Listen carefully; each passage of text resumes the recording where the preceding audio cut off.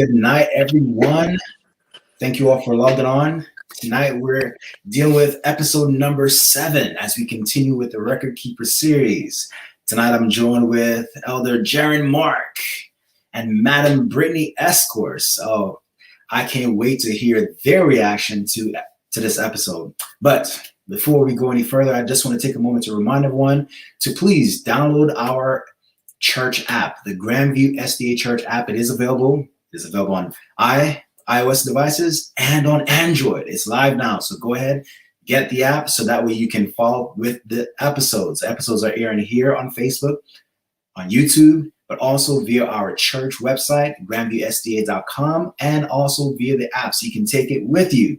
You can watch on the go. You can re-listen to it as you're driving to and from work. And we also have the study guides available. It's available via the app. So it's mobile. Take it with you. Free and convenient. All right. So now for tonight, it's episode 7, The Heist. Let's dive on in. And I'd love to hear your reactions. Feel free. Share your comments right there on Facebook or on YouTube. And we'll see the comments as they come in because we love to hear from you as well. All right. Join the discussion as we dive into episode number 7. Here we go.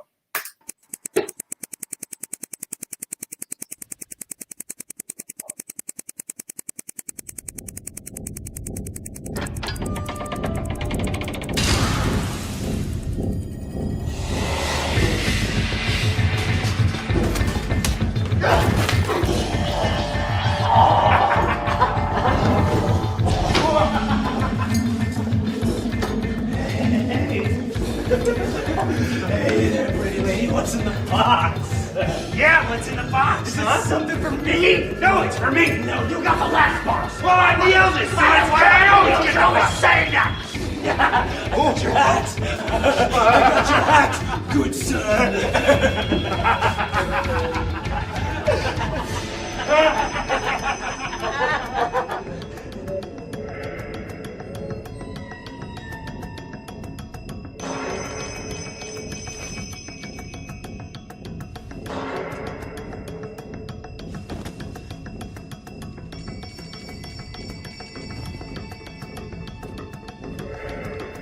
Take her hat. I don't want her hat. Why don't you want her hat? That's a nice hat. I don't need that hat, and I don't like you. We're trying to see what's in the box.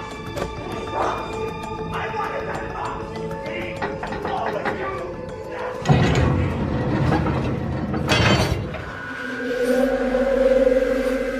Where is he?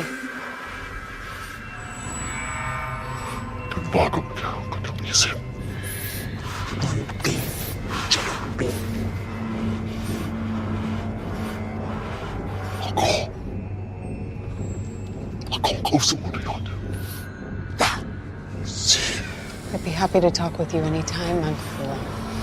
My door is always open. Same goes for you, Manisila.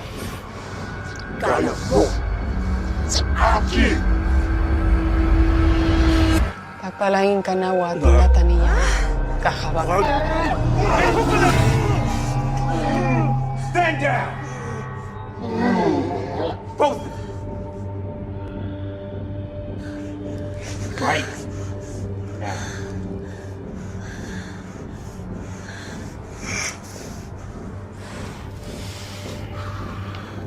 You were supposed to be alone.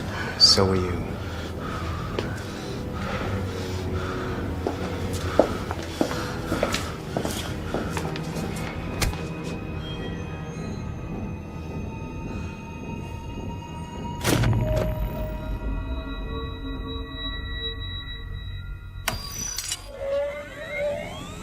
My apologies. As you know, everyone here is on high alert. Why? You're telling me you don't know? For the record, please. The invasion is imminent. You know it, and we know it. What makes you think this is an invasion? It's been previsioned. I believe your interpretation. My interpretation? There's heightened activity among the enemy, all concentrated in one location. They've actually abandoned their post in several places around the planet. So this is a military maneuver, plain and simple. And if it isn't, then where's Caden? Burns is crossing enemy lines and there's much to prepare. A lot of elements need to be in place. Explain. The oracles. We've been charged with making sure everything happens according to plan. That's a bigger responsibility. It's a lot easier than finding suitable human guards. They're also Fickle. Fickle. We know administration likes humans, so we know the prince would present himself to an interloper. We just don't know which one.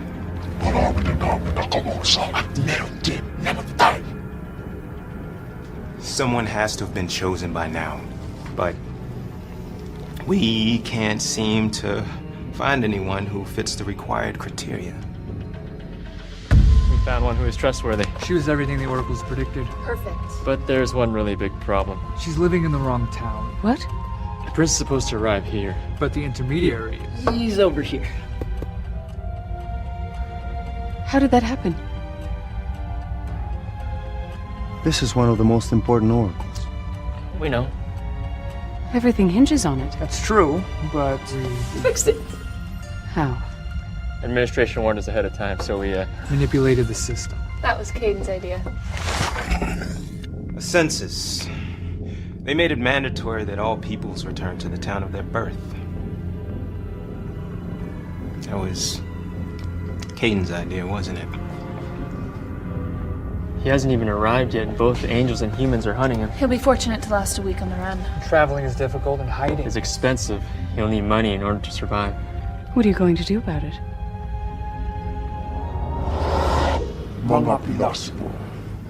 You mean scientists? Yes, from the east. They know what's coming. How? They've heard the divinations, and are searching the only place they know to look.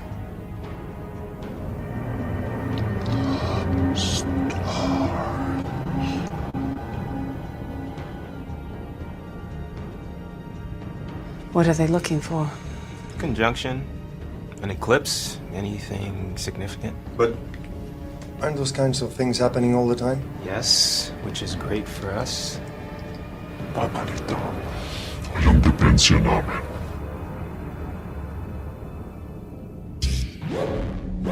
If they see a big enough celestial event, Like a conjunction or a comet. We'll follow it to find them.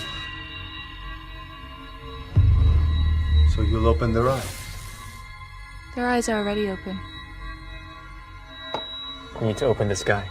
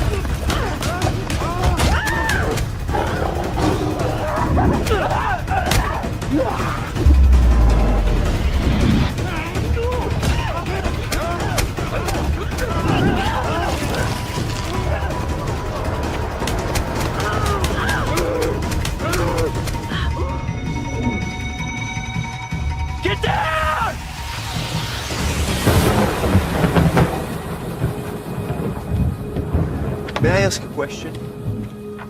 Why go through all this work to look at the stars? Well, because of what we explained. No. I know that. But why not just make your own? No, we haven't been approved to build anything yet. Not build. Just reveal yourself, you know? Allow your light to shine in the sky. To them, it'll look like a star. That's a really great idea. We always knew this guy was a genius.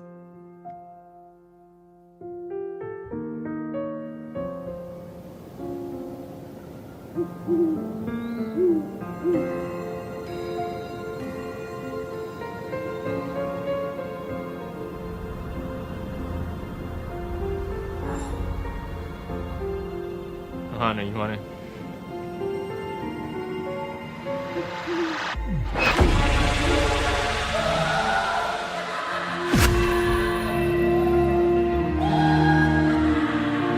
Okay.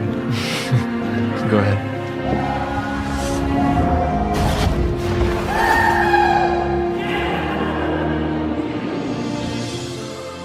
한 별이 야곱에게서 나오며 한 규가 이스라엘에게서 일어날 것이다. You can't beckon just any group of astronomers. They need to be able to aid the prince in his escape. How? Gold. Gold? To pay for the escape. And be part of the gifts they present to royalty. This group has to be wealthy to give enough so the trip can be paid for. And if they're short, we'll help where we can.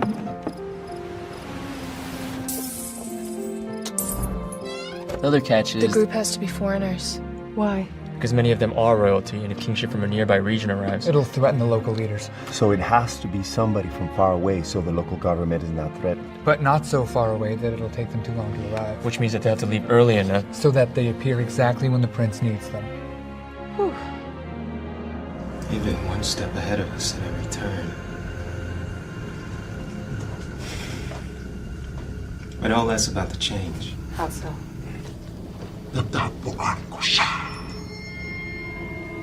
You found the prince? How? All we had to do was wait at the canyon and wait for him to arrive to hear the song. And then follow him to his post. I see. Well, if you know where he is, what are you doing here? Waiting. For what? My window. Caden.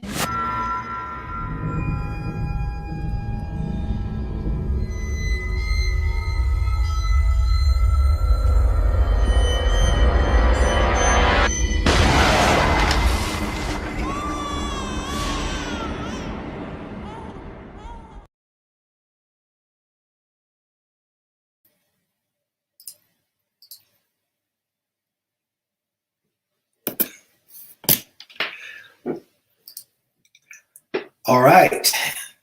So that was the heist. Thoughts?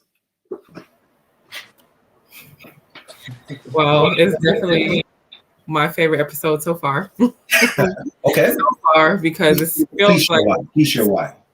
well, clearly we're talking about the arrival of the Messiah, or at least all the preparation that goes along with it. So, you know, again, looking at it from the view of angels, it's just interesting how everyone played a part in it and the terminology. So I feel like in the beginning when Laris and team was calling it an invasion, it's kind of like back to the last episode where they were talking about, oh, the game has changed and this is going along with the game changing plans.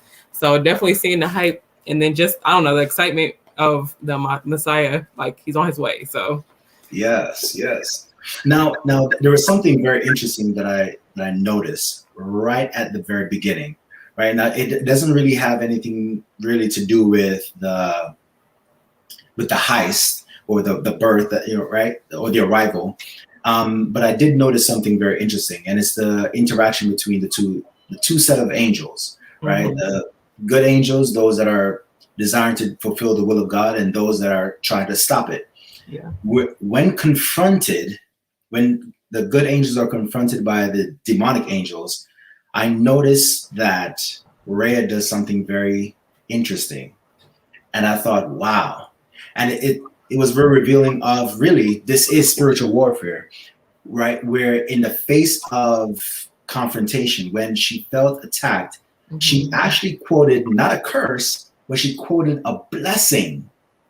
She says, may the Lord bless you and keep you. May the Lord make his face shine upon you and give you, and then he reacted. Then there was an interruption. But she was quoting from the scriptures, but she was quoting a blessing.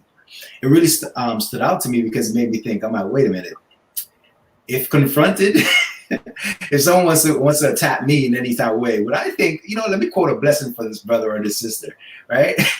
And it's a reminder. I love this. Elder, he jumped in. He's like, yeah, love thy neighbor, love thy enemies, right? And that's it. But is that what we naturally do though? Come on. Do we naturally think, I'm going to quote a blessing on this sister. I'm going to quote a blessing on that brother, right? We tend to want to react by the same way they're treating us. We want to treat them back the same way. But I thought that was a powerful message right at the very beginning, that opening reaction there, right? So that was my first initial, right? Jaren, what was your thoughts? Anything that jumped out at you? It was a lot. The fact that they had to go through careful planning and they were intentional about every single thing. They were how to map out. They were trying to make sure that everything went according to their plan, and it was amazing. That's the thought. I'm like, wow, they really had to do these things, huh? Yeah. Right now, I especially love this episode because it gives us the behind the scenes look at, of course, a lot of it is based on we could only imagine all that was going on, right? I love some of the reactions, some of the comments coming in here. It says the reaction of the evil angel. It was like they couldn't take it, right? Yes, a lot was happening, right? But we also saw that both sides were fully aware of the prophecies. Of the prophecies, or as they call it, another way of calling it, the oracles, right? What was already previously stated, they were fully aware of it. Both sides were. And it was interesting to hear, like, the evil angels, they're like, yeah, we already know that there's some conduit, someone that's gonna be used. And I love how they put it. They said administration love to use humans.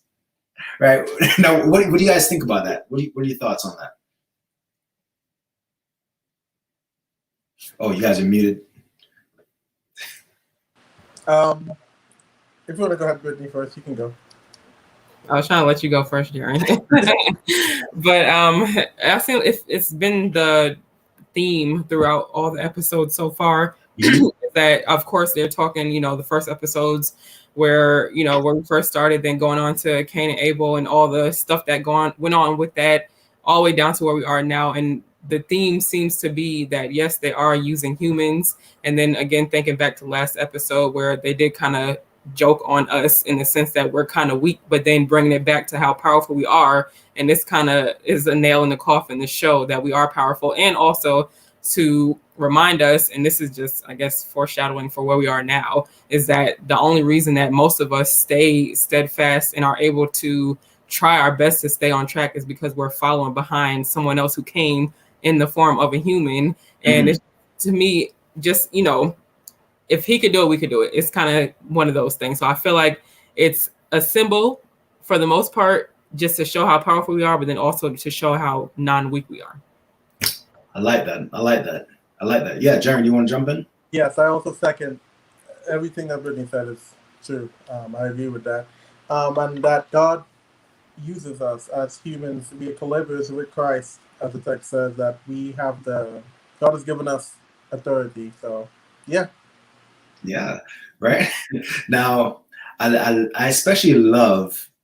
absolutely love the fact that, yeah, both sides are aware of the prophecies or the oracles, but it also reveals that there's still one side that is in the dark. They're still in the dark, right? Where they're like, we still don't know who, we still don't know where or when, we're waiting. So they're waiting to react.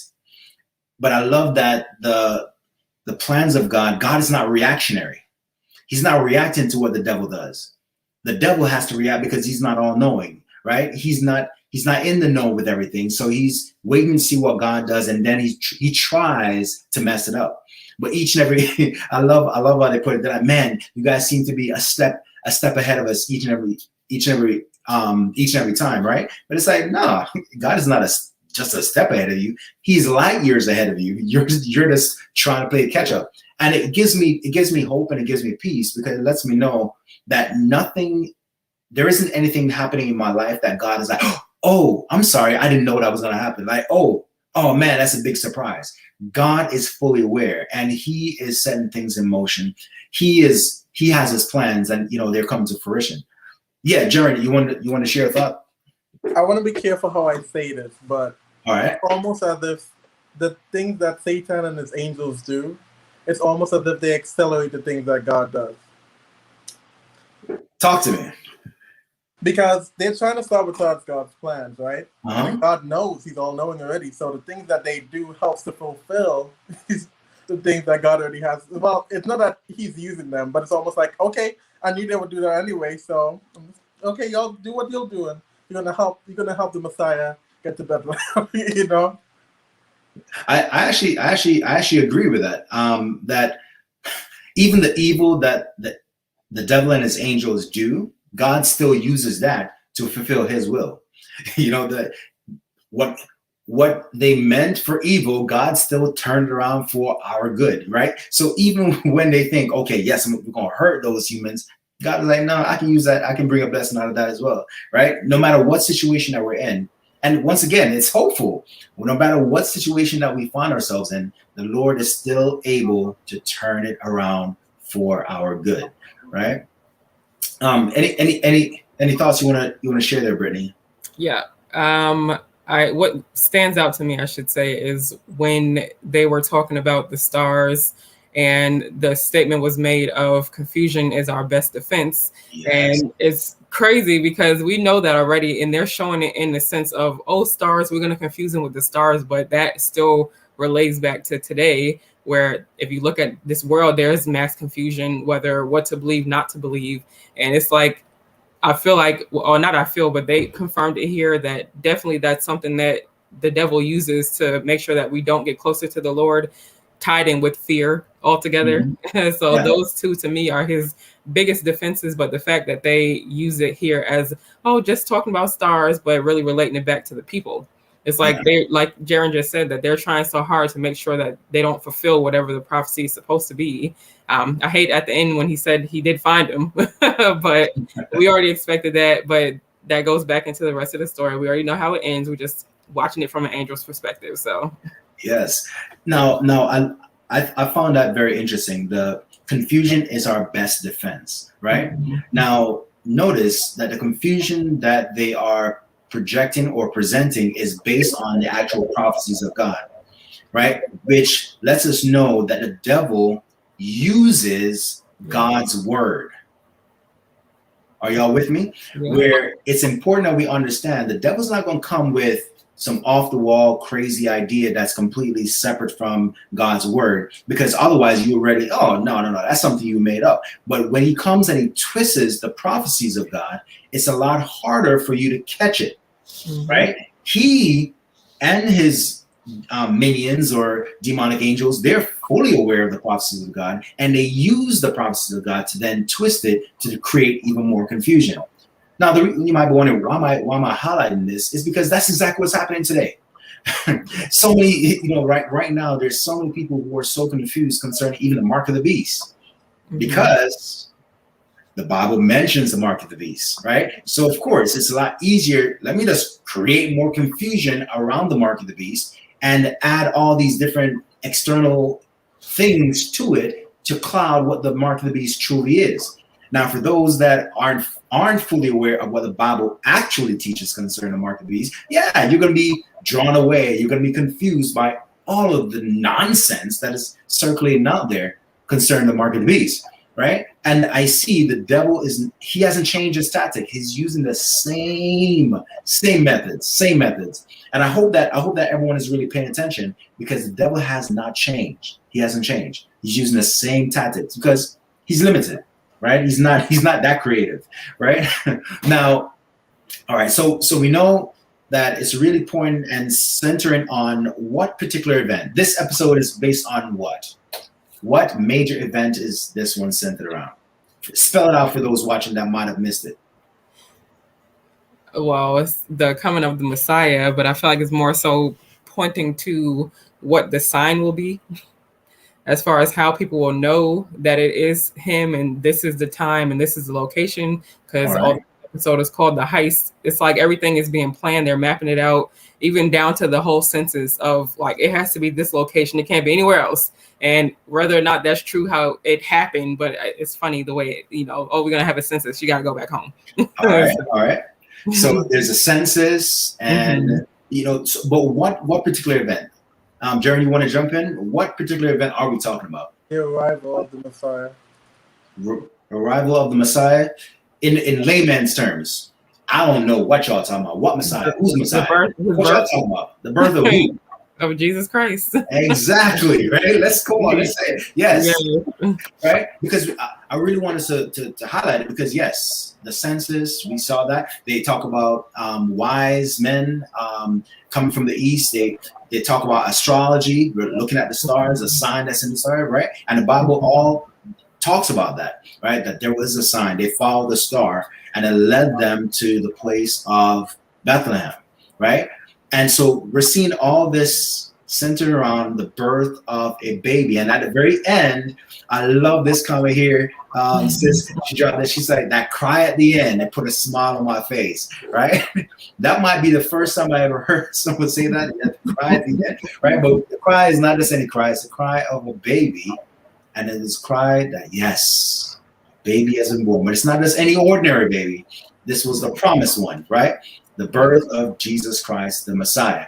So, yes. So, yes, we're seeing that things are escalating now. So we've moved timeline-wise. We're no longer in the Old Testament. We're now in the New Testament, right? So right at the very beginning there, the birth of Christ. So we're going to see things get very interesting, all right, as we continue to progress. But I hope everyone is really excited. I hope you've been enjoying the episodes so far. If you have missed them, this is episode 7. You still have time. You still have time to go back and you can watch the previous 6. It doesn't take long to binge watch all of them because they're very, very short. The longest one is what, like 15 minutes, 13, 15 minutes? So you have time. You can go watch all of them from episode 1 all the way up to episode 7. If you're wondering where can I see them, not a problem. You can watch them on our church website, grandviewsda.com, or via the Grandview app, Ostel Grandview. Let's look us up. We're on iOS, Apple, and Android. You can also download the app for your television. It's there as well on Roku and Apple TV. So we're easily accessible. You can watch all the episodes and follow up. And they come along with the discussion guide, so that way you can find out or read for yourself to know what the episode is really all about. All the notes are there, even the quotations from the book Great Controversy. They're all there in the study guide. All right, so I just want to thank you all for tuning in tonight. Feel free. The next episode will be Wednesday night at 8 p.m. Wednesday night at 8 p.m. where we're going to dive in, and I promise you, yes, it's going to be good. It's going to be interesting. I want to hear your reactions. I want to see your reactions as well. So tune in Wednesday night at 8 p.m. for our next episode. All right. Thank you all. Thanks, Sharon. Thanks, Brittany, for joining me. And thank you for your input. All right. Good night, everyone. And God bless.